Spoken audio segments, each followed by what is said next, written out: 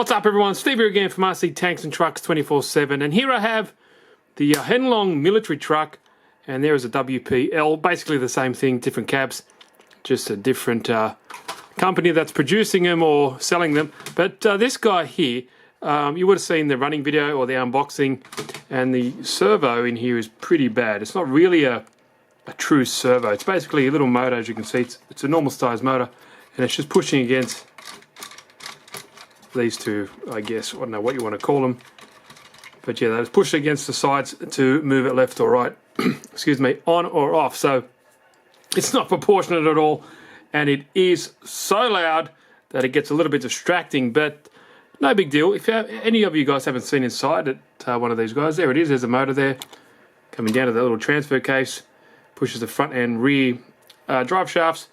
But there we go. Here is a all-in-one, I guess, ESC and receiver module. There's a battery connection. It's got LEDs there, as you can see, coming up from here into here as well. And I was thinking, what can I use as a donor, or maybe I'll just buy some parts for it. But I remember I had this guy. That's a Partner Racing little Wraith type of rock crawler. This guy has a 2-in-1 ESC and receiver as well. Also does have a cool little sound system, which actually does sound pretty decent, I must admit, and a micro servo, which I need for this guy. So I thought, you know what, I might just see if I can retrofit this one into here. It does also have a pretty cool controller as well, with a nice display there. You can adjust the sound and the expo rates and steering trim, throttle trim, all that kind of cool stuff. So I thought maybe I'm going to put this in here, and I think it will work. Yeah, I'm not really using this guy as well, and it's also LiPo capable. Comes with its own little 550 milliamp hour 2-cell 20C LiPo battery, so that'll work well in here. I don't have to use this. I've got heaps and heaps of other ones, maybe like a 1500 milliamp one that'll fit in there, and I think the speed for this guy will be perfect for this. I have some other ones, but I think it'd be far too quick. So I think it's the same type of setup, similar motor, brush motor. I need a micro servo, I need a 2-in-1 ESC and receiver. So this guy seems perfect. So yeah, what I might do, I might start ripping all this crap out of here, kick that to the curb. Don't need that abomination of a steering servo, and yeah, see how we go.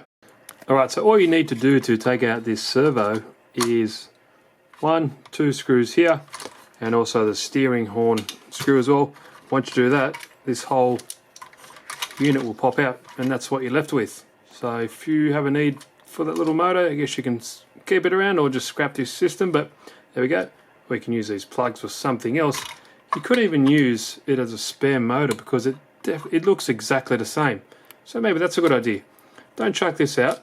Keep it as a spare drive motor in case this one powers out, or, you know, magic smoke starts to appear. You can just use this one. And that's what we're left with. A fairly sizable little space for a micro servo. I'm going to get it out of this guy here and kind of situate it in here, see where I can put it, move all this crap out of the way, and yeah, move on. Okay, so I got the servo out of that little rock crawler, and it is perfect fit. All I need to do is have to flip this guy around, so 180 degrees, and it's almost like it was meant to fit. These small micro servos, as you can see, it fits in there like a glove, just like that. And I think I might even just, I don't know, for the meantime, just might use some hot glue. So that is on the stock steering horn, and if I flip this guy around, you can see that it is perfect, just like that.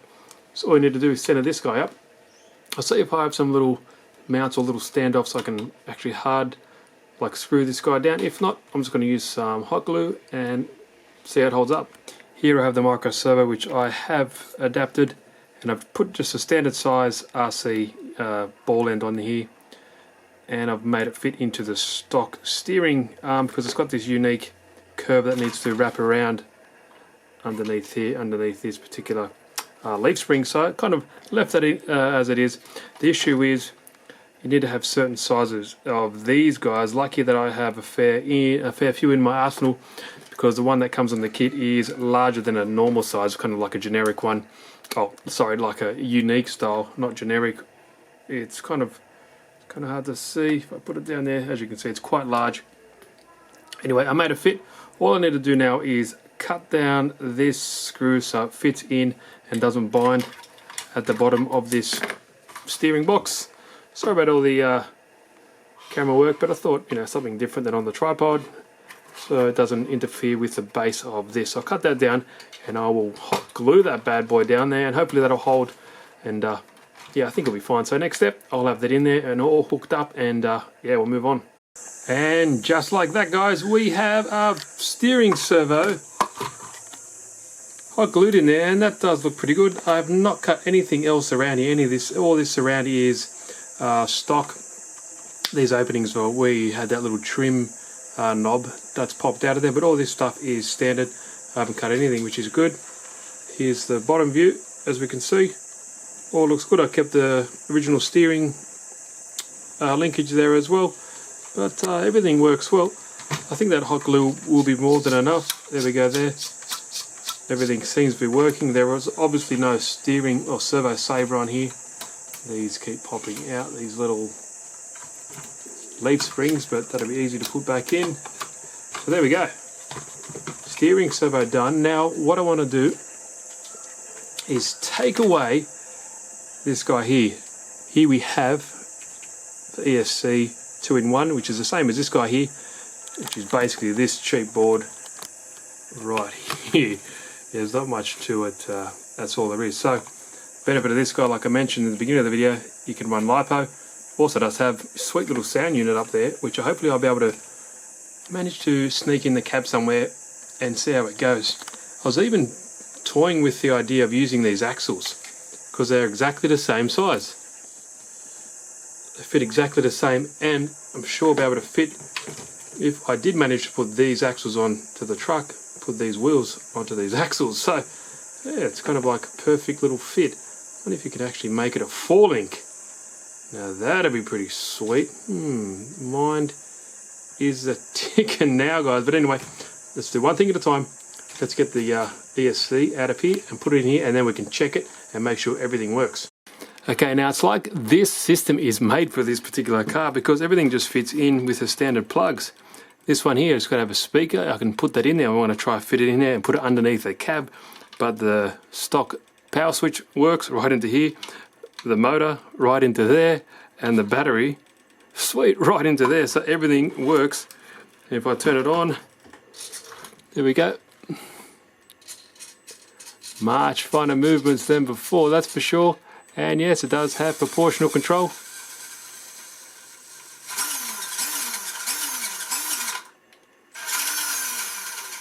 Yeah, so there we go.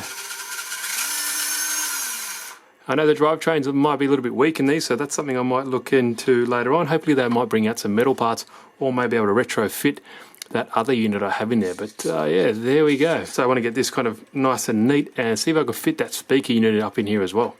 Alright, so I got the little protective cover here. That's, I guess, where the original battery sits, and this even looks like it's going to work. So that's a little speaker that comes with this kit. That's a little LiPo battery, which is a 550 milliamp, slightly lower than the 700 milliamp I get with the other one, but I might have something else that might fit in there. But look at that, even that fits. So let's just try to do this quickly. Only thing we can't get working now is the lights. I might tap that in somewhere else so they do work. But if I kind of shimmy this, there we go, that looks sweet. And if I open the bonnet, everything is there, just like the original one. So let me try and do a little bit more, I guess, persuasion here for things to fit, and we'll see how the whole thing actually turns out. Okay guys, I managed to put it all in there, and there we go. So the little LiPo is only 550 milliamp, but that's stuffed in there. I have another larger one, about 900 milliamp, that will definitely fit in there, no worries whatsoever as well. Here is a little speaker unit, and that just fits in there nicely as well. I'll put a bit of double-sided tape on that later on, just to get it out of the way. I will do the lights later on, but I'm just pleased that everything fits in there. If I just squash that down, there we go. Just like that. Really happy with how it's turned out, actually. A little bit easier than what I thought. Although I did have a little help with this, just coincidentally being there and not using it, and it was a perfect fit, because all the electronics just kind of fit in there with the same style connections. You can hardly tell underneath as well. I've just cut a little bit of a plate out here so I can run the wires without squashing them. Nothing else is cut underneath here at all. Does have, you know, that's a steering servo. It does lift the truck up. Just a little micro servo. So there we go. A little front shot for you. Oh yeah, really happy with it. I'll do another video when I take it outside. I'll obviously show you how it goes just on the ground here. I really like the when you touch the throttle on this particular remote, the little engine sound will start, and it goes, it's only on I think 30%, it goes all the way up to 100, or you can turn it off. And all you need to do to activate it, you just push the throttle. Listen to this.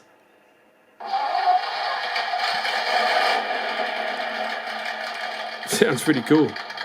Now obviously when you lift the bonnet, it's even louder. There we go. If you don't use it for a few seconds, it will turn off by itself. Leave it up there. Get this stuff out of the way. Oh, clean up some of this wiring, balance plugs and stuff are in the way. But yeah, I just wanted to show you guys. There we go. So let's start it again.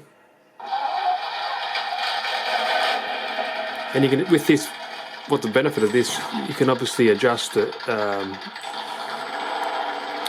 what's it called, the endpoint adjustments, the throttle trim, the steering trim, and also when that kind of throttle kicks in. So yeah, I'm just touching it. Sounds pretty cool, and in reverse.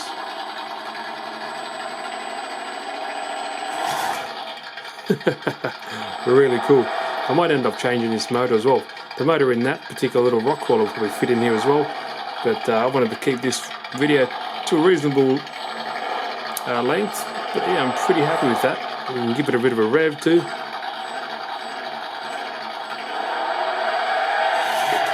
But let's put it on the ground now, just show you how quickly it goes.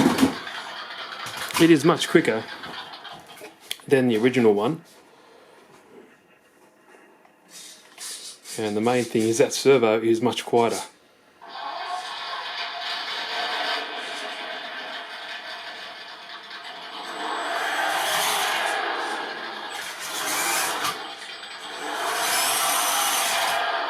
So much quicker.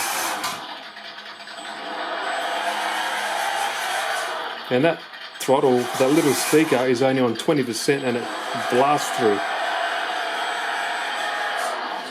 Much more control now. Sounds pretty good, I must admit, even though it's a cheaper sound system. Doesn't sound too bad.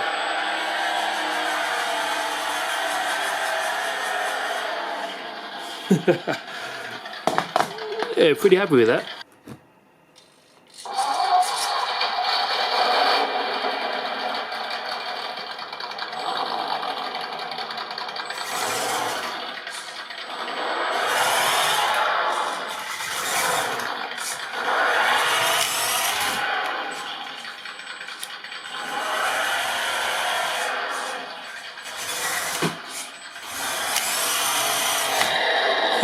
Guys, let me know if you enjoyed this type of video. A little bit different, kind of a bit raw, just going through a few things, trying things out, going along with the journey with me to see if things would fit.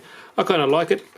I think it worked out well in this particular case, and you know, I did get a little help with that ESC, just coincidentally being the right size. But yeah, next video I might see if I can wire up the LEDs and also use that motor in that other crawler.